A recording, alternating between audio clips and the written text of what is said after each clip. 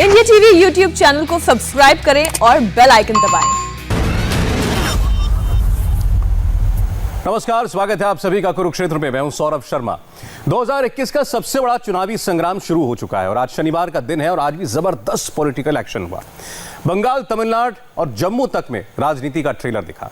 पार्टियों के अंदर भी तनाव हो रहा है, पार्टियों के बाहर तनाव नजर आ रहा है। रैलियां तो आपने बहुत देखी होंगी, लेकिन ऐसी जुबानी जंग शायद पहली बार देख रहे होंगे। जम्मू में कांग्रेस के 3 सीनियर नेता एक साथ एक मंच पर आए और इन्होंने कांग्रेस पार्टी को टेंशन देने वाली बातें कही। क्या यह मंच कांग्रेस विरोध पर खड़ा हो रहा है? इस पर आपको कांग्रेस नेता गुलाम नबी आजाद की बात सुननी चाहिए।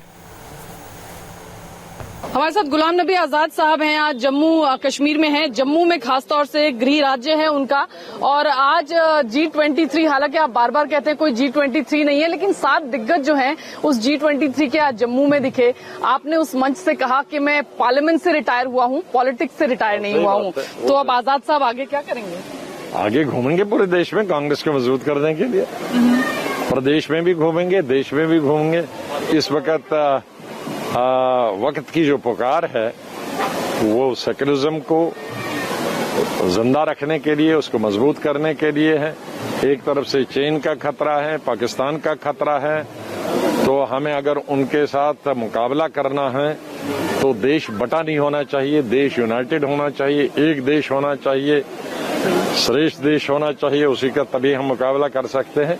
और एक मजबूत विपक्ष की जरूरत है। लोकतंत्र में 2 ही चीजें हैं, सरकार और विपक्ष। इस वक्त विपक्ष नहीं है।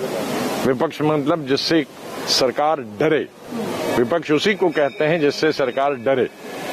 विपक्ष है बहुत सारी पार्टियां, लेकिन सरकार किसी से नहीं डरती। तो ऐसा लोकतंत्र का मकसद ही है रूलिंग पार्टी और अपोजिशन। लेकिन आप कह रहे हैं कि विपक्ष मजबूत नहीं है। आपके जो साथी थे उन्होंने कहा 1 दशक से कांग्रेस पार्टी कमजोर है। 2012 से राहुल गांधी डायरेक्ट और इनडायरेक्ट तौर पर नेतृत्व कर रहे हैं। क्या उनको माने कि विपक्ष इसलिए कमजोर है? कांग्रेस आज से नहीं, कांग्रेस तो कई दशकों से कमजोर है। आहिस्ता आहिस्ता कमजोर होती जा रही है। एक ही वक्त कमजोर नहीं होता इंसान, टाइम लगता है। लेकिन आपके साथीदार तो यही कह रहे थे कि आजाद साहब जब पार्लियामेंट से आजादी हुई, दुख हुआ, अनुभव का इस्तेमाल नहीं कर रहे हैं। इंजीनियर भी हैं आप और पायलट भी हैं, लेकिन कांग्रेस पार्टी इस्तेमाल नहीं कर रही है। अब वो बहुत किया इस्तेमाल, शायद वो चाहते होंगे अब लोग, दूसरे लोग हमारी जगह लें तो उसमें बहुत अच्छा, वेलकम, अच्छी बात है।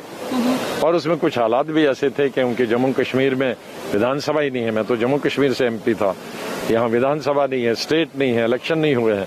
G23 की आगे की पॉलिटिक्स को लेकर बड़े कयास हैं सर। कुछ लोग कहते हैं एक अलग पॉलिटिकल आउटफिट बन जाएगा G23 का। कुछ लोग कहते हैं आजाद साहब किसी और पार्टी में चले जाएंगे। प्रधानमंत्री ने आपकी प्रशंसा कर दी, उसमें भी लोग रीडिंग बिटवीन द लाइन करने लग गए। वो तो अटल बिहारी वाजपेयी जी ने भी कई दफा पार्लियामेंट में हमारी प्रशंसा की, तो उसका मतलब हम बीजेपी गए। तब से अब 26 साल हो गए। ये बात तो सही है कि भले ही गुलाम नबी आजाद बीजेपी में न जाएं, लेकिन अपनी नाराजगी उन्होंने खुलकर जरूर जाहिर कर दी है अपनी पार्टी के साथ। और आज का ये मंच और मंच पर जुटे सारे नेता इस कांग्रेस नाराजगी के मंच पर ही मौजूद थे।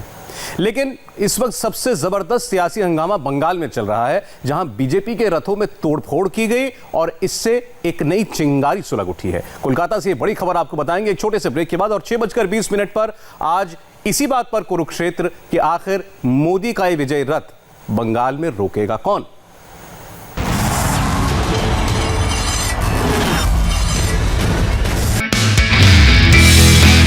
नमस्ते, मैं हूं मीनाक्षी जोशी। वीडियो और खबरों से अपडेट रहने के लिए India TV YouTube channel subscribe करें, बेल आइकन दबाना ना भूलें। जुड़े रहें इंडिया टीवी के साथ।